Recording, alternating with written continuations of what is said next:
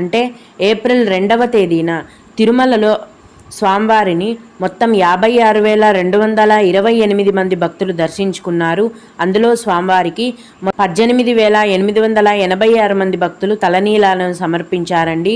నిన్నటి రోజున తిరుమల శ్రీవారి హుండీ యొక్క ఆదాయం అనేది 4,04,00,000 రూపాయలు.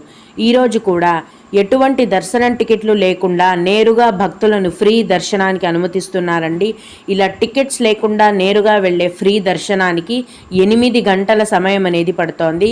నిన్న మొన్న అయితే 24 గంటలు లేదా 14 గంటల సమయం అనేది పట్టిందండి. కానీ ఈరోజు ఫ్రీ దర్శనానికి 8 గంటల సమయం పడుతోంది. అలాగే తిరుపతిలో ఇచ్చే సర్వ దర్శనం టికెట్లను తీసుకొని దర్శనానికి వెళ్ళే భక్తులకు దర్శనానికి 4 గంటల సమయం అనేది పడుతోంది. 300 రూపాయల దర్శనం టికెట్లు మరియు 500 రూపాయల దర్శనం టికెట్లు కలిగి ఉన్న భక్తులకు దర్శనానికి 3